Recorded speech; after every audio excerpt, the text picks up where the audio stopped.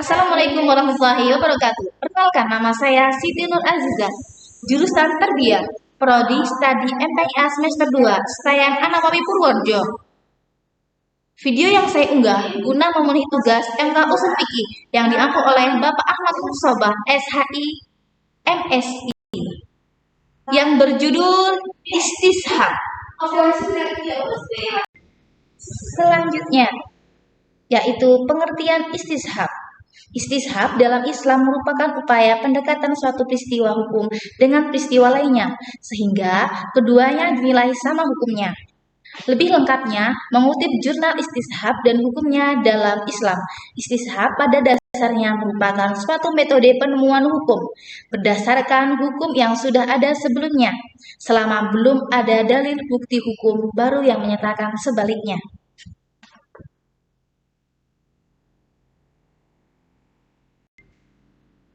Selanjutnya, konsep istishab. Konsep istishab sebagai metode hukum mengandung 3 pokok. Yang pertama yaitu waktu. Istishab menghubungkan 3 waktu sebagai suatu kesatuan, yaitu waktu lampau, sekarang, dan yang akan datang. Ketiganya dalam istishab dianggap sama nilainya, sampai terbukti ada perubahan karakteristik hukum yang melekatnya. Yang kedua yaitu ketetapan hukum. Ada 2 ketetapan hukum, yaitu ketetapan hukum boleh dan ketetapan hukum tidak diperbolehkan. Yang ketiga yaitu dalil. Istishab sebagai metode penetapan hukum berpusat pada pengetahuan seseorang atas dalil hukum. Pengetahuan inilah yang menjadi kerangka dasar dalam menetapkan posisi hukum asalnya.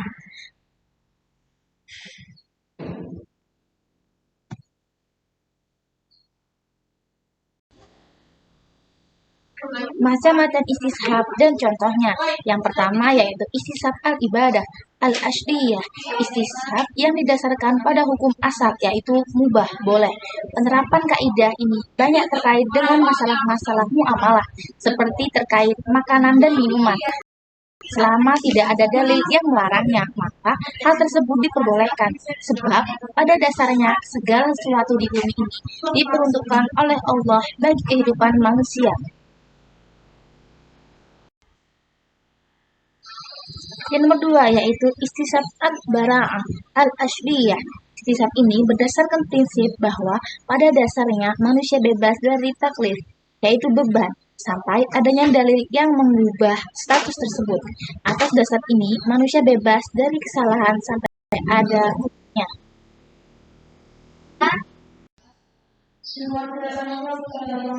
Yang ketiga yaitu istishab al-hukmi.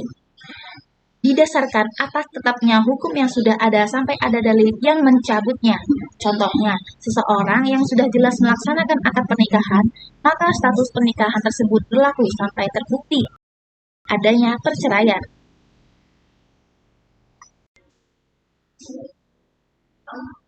Yang keempat yaitu istishab al-washhi.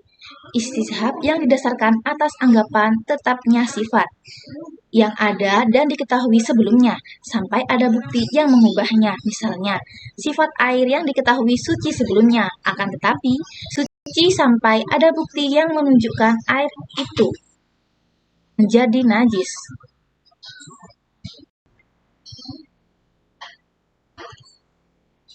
Contoh penerapan istishab di antaranya A. Bidang hukum pidana. Dalam hukum pidana, konsep istishab sangat relevan dengan asas praduga tak bersalah, di mana seseorang berdakwa ketika menjalani proses peradilan dianggap tidak bersalah sampai ada bukti hukum material bahwa orang tersebut dinyatakan bersalah oleh pengadilan.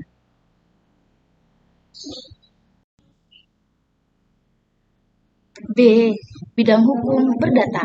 Penerapan konsep istishab dalam hukum perdata berlaku dalam bidang perkayaan ekonomi, bahwa pada dasarnya setiap orang bebas dari segala tanggungan berupa kewajiban perdata. Misalnya, jika seseorang penggugat melaporkan tergugat ke pengadilan dengan gugatan untuk melunasi hutangnya, tergugat berhak untuk menolaknya hingga penggugat mampu membuktikan ke pengadilan. C. Yaitu hukum perkawinan. Jika menurut konsep istishab, praktik nikah siri dianggap tidak pernah. Sebab sesuai dengan undang-undang perkawinan yang menyatakan bahwa suatu perkawinan baru dinyatakan sah secara hukum negara jika dapat dibuktikan dengan akad nikah melalui pencatatan perkawinan. Bukti ini sekaligus menjadi tanda lahirnya hak dan kewajiban baru bagi pasangan suami istri. Tapi Ulama yang menerima al-istishab yaitu 1. Jumhur ulama yang dipelopori oleh Imam Malik. Sebagian ulama Syafi'iyah dan Hanafiyah berpendapat bahwa istishab dapat dijadikan hujjah ketika tidak ada nas atau dalil dari Al-Quran, hadis, ijma, dan qiyas. Hukum yang ada tetap berlaku sepanjang belum ada dalil yang mengubahnya.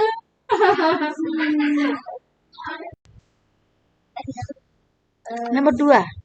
Sebagian ulama Hanafiyah dan Syafi'iyah berpendapat bahwa istishab bukanlah dalil untuk menentukan hukum yang sekarang. Ia sekedar mengetahui hukum masa lalu. Sedangkan untuk menentukan hukumnya sekarang ini, ia memerlukan dalil. 3. Yaitu jumhur ulama Hanafiyah berpendapat bahwa istishab adalah untuk menetapkan dirinya sendiri dan bukan untuk menetapkan yang lain. Argumen ulama yang menolaknya. Argumen ulama yang menolaknya adalah bahwa penentuan halal, haram, dan sucinya sesuatu memerlukan dalil, yang dalil itu tidak dapat kecuali dari syar'i. Dalil-dalil syar'i tersakup dalam nas Al-Quran dan sunnah, ijma, dan qiyas, dan istishab tidak masuk dalil syar'i.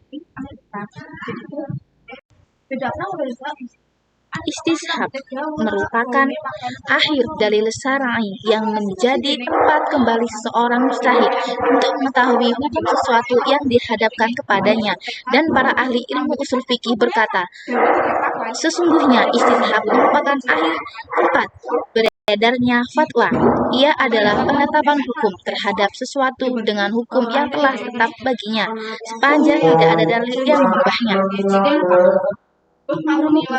Istishab tidak menetapkan suatu hukum baru lagi sesuatu hal, tetapi hanya melangsungkan berlakunya hukum asal tentang kebolehan ibadah atau bebas asal barat al-asyariyah, atau melangsungkan hukum syar'a tentang sesuatu atas dasar terpenuhinya sebab terjadinya hukum. Oleh karena itu, istishab hanya menjadi hujjah untuk melangsungkan hukum yang telah ada, tidak untuk menetapkan hukum baru yang sebelumnya ada.